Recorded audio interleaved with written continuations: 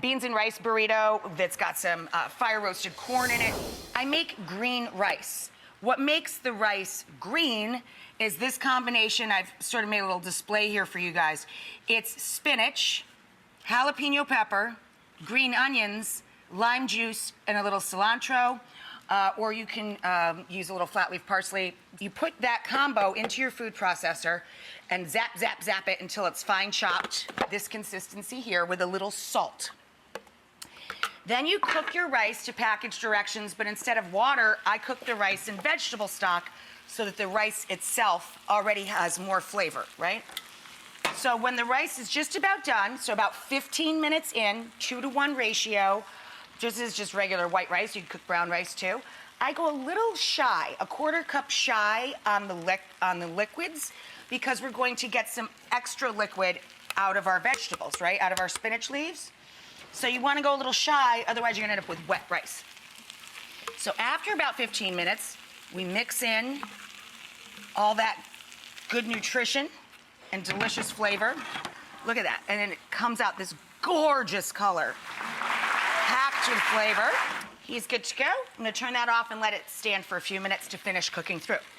In the pan here, all I did was take an onion, white or yellow, chop it up, add some garlic, and cook it in a little olive oil or other neutral oil. And then we're going to spice it up. About 1/3 of a palmful of Mexican oregano. Lightly crush them in your palm to kind of wake them up. We're going to add some cumin and some coriander in there. Salt and pepper's already in there. And then I like to use chipotle Tabasco, really smoky flavored Tabasco sauce. But you can also use chipotle and adobo and puree it. A little or a lot of hot sauce, depending on how spicy you like your food. For the salsa, pico de gallo, instead of fresh tomatoes, I used fire roasted diced, and I just let them drain a bit so that the salsa isn't too wet. You can also chop up fresh tomatoes.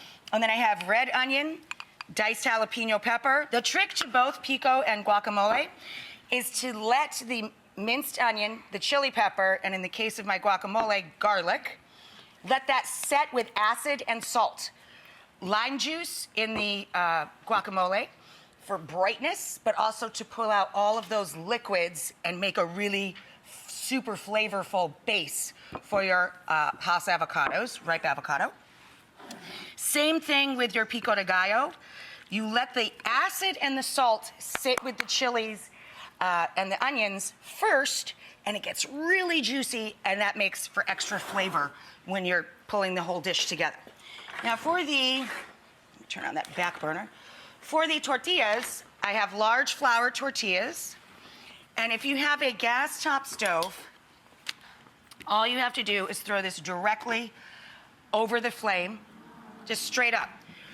I like to char the inside of the burrito before I make them. So I just char this one side, about 30 seconds.